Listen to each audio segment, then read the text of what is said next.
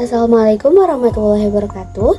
Good afternoon everyone. Before starting today's learning activities, let's together offer praise and gratitude to Allah Subhanahu wa Ta'ala, and don't forget to offer prayers and greeting to the Prophet Muhammad Sallallahu Alaihi Wasallam.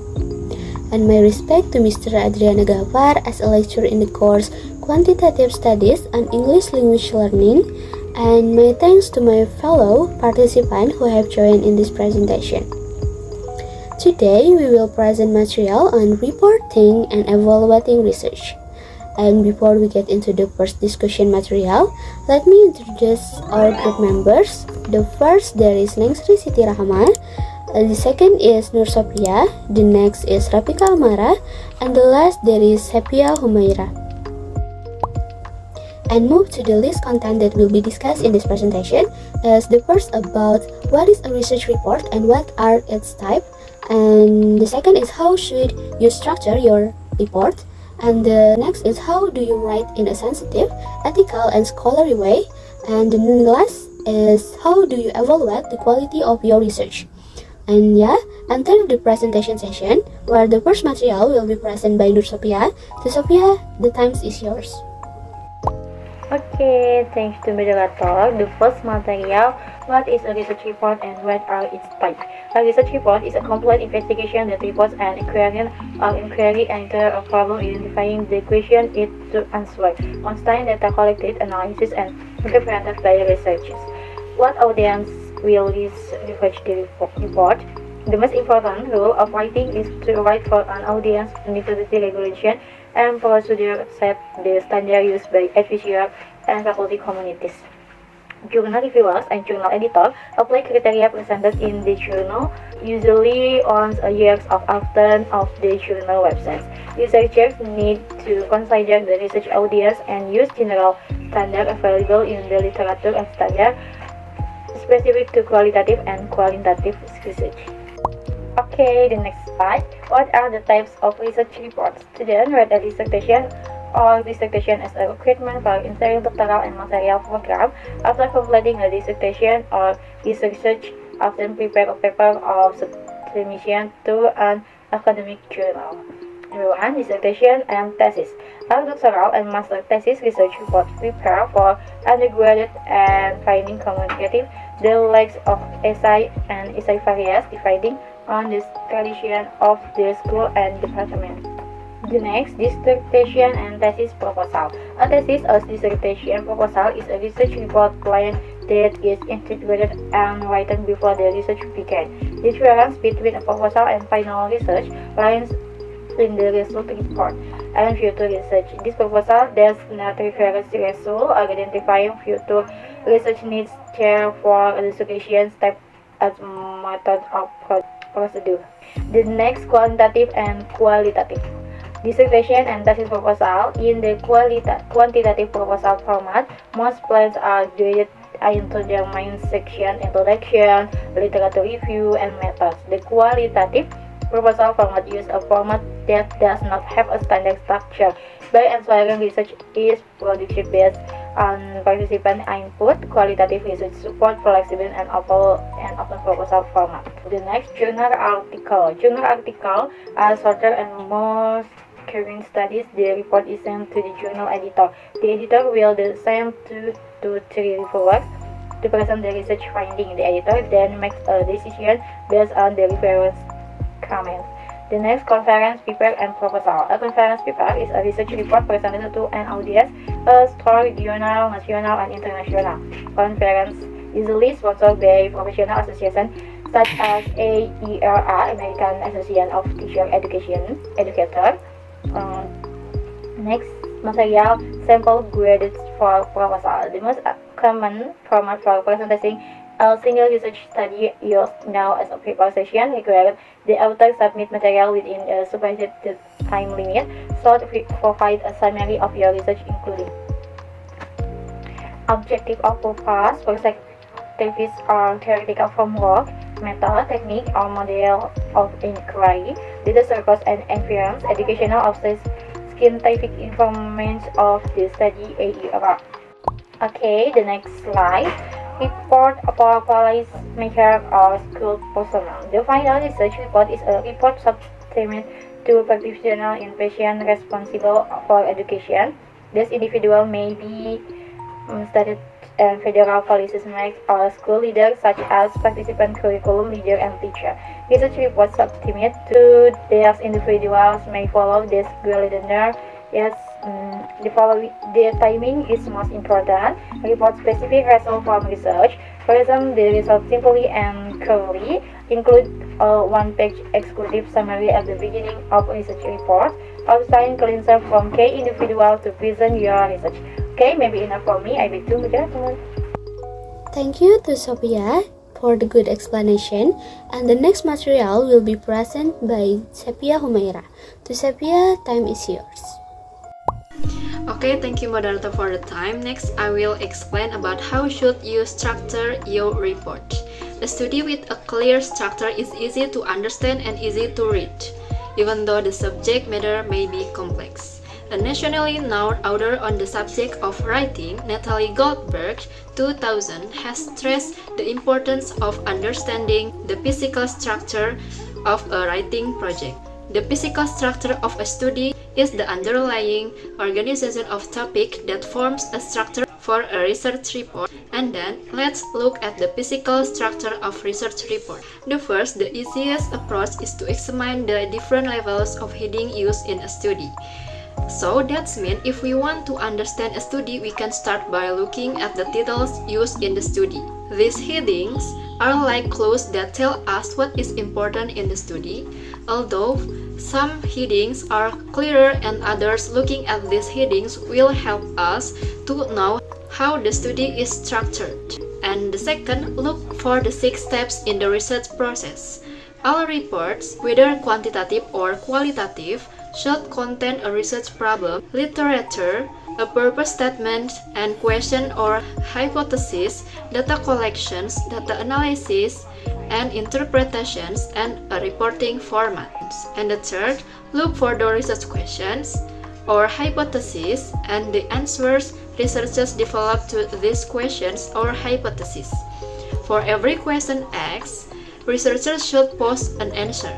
Start with the introductory passage, i.e. introductions, and then look at the end of the report, i.e. the result or discussion, to see how the authors answer the questions. And finally, become familiar with the structure of different types of reports, especially approaches using quantitative and qualitative research. Next slide. Okay, so this is the correct structure for a quantitative and qualitative report. So the first, design an appropriate quantitative structure. The body of the paper comprises 5 major sections. These are the same 5 sections typically found in published quantitative reports. Knowing this structure will help you read studies and understand where to look for information. The structure of a quantitative report is shown in figure 9.3. For journal article, the front matter and the back matter sections are limited because of space constraints. For a dissertation or thesis, the researchers includes more front matter to help the reader understand the organization of the study. One front matter section, the abstract, is optional in report, but if you write it in a complete form to include all of the elements of an abstract, it helps the reader identify the major parts of a study. Then, the body of the paper consists of introductions, review of the literature, and another parts of the body of the paper is the methods discussions.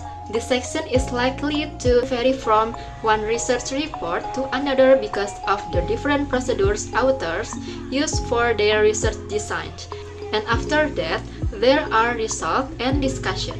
Finally, there is back matter, where the sessions consist of reference and appendices.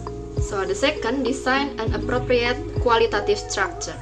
For a qualitative dissertation, thesis, and journal article, the structure varies considerably. The standard 5-section structure seen in figure 9.3 may not be appropriate for a qualitative study. For a qualitative report, such as a dissertation or thesis, author may include 6 to 8 chapters. For example, Miller conducted a qualitative ethnography case study of the experience of a first-year president. She includes the following 11 chapters. Chapter 1 is Introduction to the Study. Chapter 2, Path to the Presidency. Chapter 3, Early Surprise and Challenges. Chapter 4, Building Relationships. Chapter 5, Presidential Roles. Chapter 6, Providing Visions and Leaderships. Chapter 7, Initiating Change. Chapter 8, External Constituents. Chapter 9, Struggles and Difficulties. Chapter 10, The Spouse Role. Chapter 11, Summary, Conclusion and Implications. The 11 chapter structure place emphasis on themes that emerged during the study. It does not include a separate chapter on the literature review or the specific procedures of the study. So next slide. So this slide discusses about consider this alternative form for writing quantitative research. So the first one is a scientific approach. A scientific approach is similar to a quantitative study in which all or most of the 5 sections, these are introductions, review of the literature, method, results, and discussion are present. The second is a storytelling approach. A storytelling approach can have varied structure. The authors use literary device, e.g. metaphors, analogies, plot, climax, and persuasive, creating writing to present the study. The third is a thematic approach. This approach includes extensive discussion about the major themes that arise from analyzing a qualitative database. Often this approach uses extensive quotes and rich analyzing and rich details to support the themes. Often these themes are interrelated and incorporated with a specific qualitative design such as grounded theory, ethnographic, or narrative design. So the fourth is a descriptive approach. This approach incorporates a detailed description of people and place to carry the narrative. A study in this model might convey a typical day in life of an individual. A fifth is a theoretical approach. A theoretical approach is when the author either starts with a theory, e.g. a theoretically oriented case study, and with a theory ground theory, or modifies an existing theory based on views of participants, unless an experimental, alternative, or performance approach. This approach may include a report of qualitative research in the form of poem, a fictional story, a drama, or highly personalized account called an autoethnography. For example, rather than writing a standard research report, the qualitative inquirer develops a play that captures the unreally multi-sided and emotionally laden subject matter better than standard writing. So next slide. So this is helpful to look at two broad structural approach called, the first is the scientific approach and the second is the storytelling approach. So for the first one, in a qualitative scientific structure, the researcher includes detailed procedures of inquiry and follows a traditional forms for reporting research that includes the introduction, the procedures, the findings, and discussions. However, a scientific qualitative report does differ from a standard quantitative format. In the qualitative scientific approach, you refer to procedures instead of methods and findings instead of results. In addition, Figure 9.4 shows that the format includes a rationale for qualitative research, a description of site or individuals, and an analysis of themes. You find this structural approach in qualitative design such as case studies and in ground theory studies. So the second is the storytelling approach. In Figure 9.5, display the less recognizable qualitative format, the storytelling structure. A qualitative storytelling structure is a flexible approach to writing a qualitative report. The meaning of the study unfolds through descriptions, the author's reflection on meaning of the data, a larger understanding of the phenomenon, and a return to the author's stance of the topic. And in Figure 9.5 begins with a description or vignette of an individual and brings the procedure into the study at the midpoint. It ends with the meaning of the phenomenon and presents this meaning in terms of the larger understanding, a comparison with published studies, and the author's own experience. You find this format in qualitative research design such as ethnographies and narrative research. So maybe that's all explanation from me. Now I will return to the moderator. Thank you. Okay, that's a very good explanation. Thank you, Sepia. And for the next material will be present by Rafika Angara. To Rafika, time is yours. Okay, thank you, moderator. I will explain the next material about how do you write in a sensitive, ethical, and scholarly way. The point one is use language that reduce bias. A research report needs to be sensitive and respectful of people and places. The APA has compiled information and developed guidelines about the use of writing strategies for reducing bias in the language of research reports. Determine how these constructions are inclusive and sensitive. You might also examine 3 guidelines for reducing bias in language recommended in the APA style manual. The first is describe individual at an appropriate level of specificity. This means that you need to use specific terms for persons that are accurate, clear, and free of bias. For example, instead of using general terms like man or woman. And the next is be sensitive to label for individual or groups. This means calling people names they prefer and acknowledging that preference for names change over time. Writers should not use their own group as the standard against which to judge other. For example, put people first followed by a descriptive phrase like people diagnosed with schizophrenia and instead of schizophrenias. And the last is acknowledge participation of people in study. You need to specifically identify participants based on the language they use. For example, use natural terms like participants instead of subject or information. Next, the point 2 is encode scholarly terms into your research. As these guidelines for reducing bias suggest, certain terms are preferred over others. For referring to participants in a study, others will partly judge your research based on the appropriate use of standard quantitative and qualitative terms. When you read a research report, you can examine the level of the author research understanding through the choice of words. Here are some additional ideas that might be helpful in building your vocabulary and using research words. The first is, as you write your study, consult a dictionary of terms such as the quantitative dictionary of terms by Vogt and the qualitative dictionary of terms by Sawant. And the second is, when writing a research report, encode your writing with the language of research in this case. Encoding is the intentional use by an author of specific terms to convey ideas. This practice will enhance the stability of your research to graduate committees, publisher, and conference attendance. For example, the terms compare and relate are good words to use in quantitative research, and the terms explore and discover are good terms to use in qualitative research. Okay, next the point 3 is use ethical reporting and writing of research results. Well, the data gathering process and ethical protocols for participants and sites are the subject of much ethical discussion. The writing and report portion of the investigation is just as crucial to ethical research practice. This is known as reporting and evaluating research.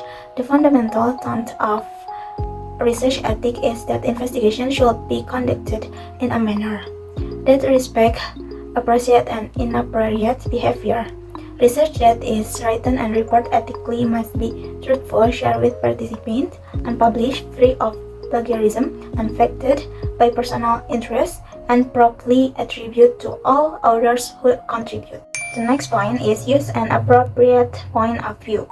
The presence of the research in the study varies between quantitative and qualitative research.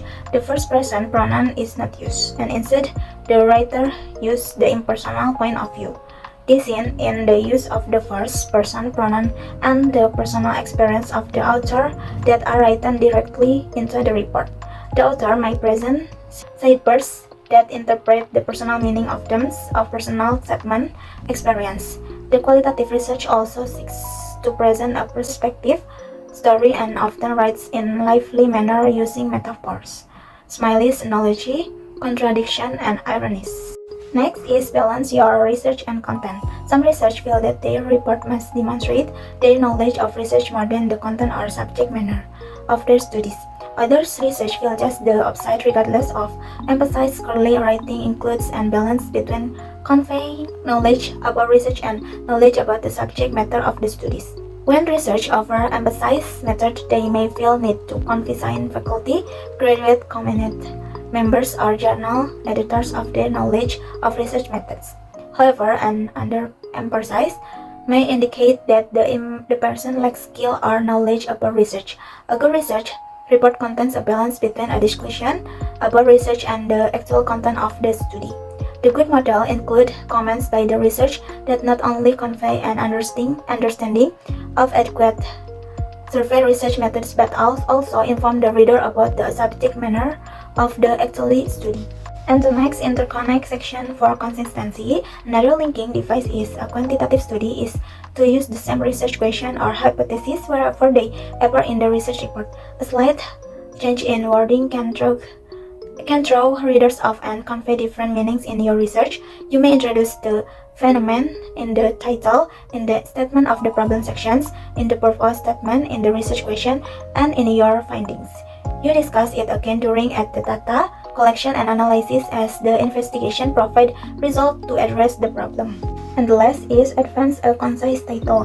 Two components of a scholarly manuscript deserve special attention because they are of major importance, the title and the abstract.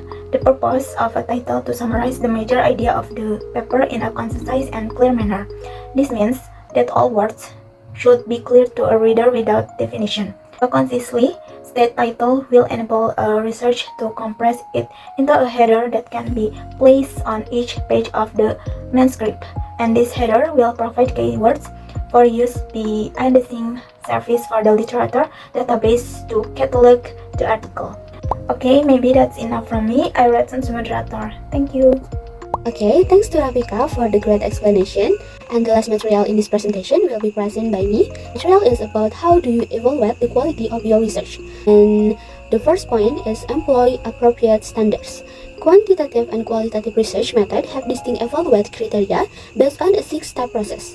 Common elements and audience criteria are considered in evaluate criteria, which include meeting publication standard, being useful in school, advancing policy discussion, adding scholarly knowledge, and addressing pressing educational issues. There is no single standards for research due to audience differences and differences in quantitative and qualitative approach. The evaluation of a research report is influenced by key questions. And the second is quantitative standard. How World and Commerce study read 128 educational quantitative articles, revealing several shortcomings include lack of validity and reliability in data gathering procedures, research design weakness, study limitation, inappropriate research design, inappropriate sampling, unclear results, and unfine-tuned methods. Quantitative evaluators prioritize data collection, analysis, and reporting, particularly during the research design phase. Tuxman standard emphasizes the quality of hypotheses and variables, control of extraneous variables, and the importance of discussion at its implication for research and practice. And the next is qualitative standards. Qualitative research standard based on 3 themes. The first is philosophy, the second is procedures, and the last is participatory or advocacy. Philosophical researches focus on knowledge or reality.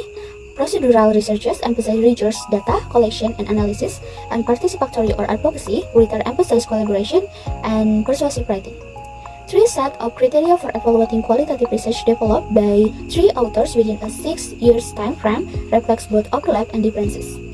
They all emphasize the importance of participants in the research study and standards set within research communities. Writing persuasively and respectfully is paramount in all the 3 standards, while self-awareness and sensitivity to preciosity and the study impact on readers differ. S is evaluate with a process approach. Evaluating with a process approach includes assessing the effectiveness and efficiency on the step taken to achieve addressed outcomes rather than solely focus on the outcome itself. These methods emphasize the understanding how tasks are carried out, identify areas for improvement, and optimizing workflows for better results. Okay, and the next material is examining the parents' involvement and mother trust in principal studies. The parent involvement study and mother trust in principal case study are scholarly research reports in journal articles. Both follow a 6-step research process, including research problem, literature use, data collection and analysis, interpretation of data meaning, and report format. The articles are scientific in structure, likely due to their publication in the journal Education Research. The quantitative study focuses on parents' involvement using terms like influences and measures, while the qualitative study discusses research design and personal experience with adolescents. The author's personal experience and feeling about parents' improvement are not prevalent. The mother trusts in principal qualitative study addressing personal difficulties in participant recruitment. Both studies are similar in writing approach, but the presentation of results is different. With the quantitative study presenting more statistical and discussion, and the qualitative study using quote-based thematic discussion. Now for our presentation, and before I close this presentation, let me read the conclusion of the entire material. In conclusion, reporting and evaluating research in field, including material science, is crucial for advancing knowledge, fostering transparency, and ensuring credibility. Effective reporting includes clear communication of methods, results, and interpretation, while evaluation entails critical analysis of the study validity, relevance, and potential impact. By upholding rigorous standards in reporting and evaluation, researchers can contribute to the robustness of scientific literature and facilitate informed decision-making in academia, industry, and society. Okay, as we near the end of our session, thank you for all of you for your participation. Hopefully that insight gained today can be useful for all of us, and let's carry the torch of science and continue to light the path to progress. Until we meet again, stay curious, stay engaged, and keep pushing the boundaries of possibility. Thank you, and wassalamualaikum warahmatullahi wabarakatuh.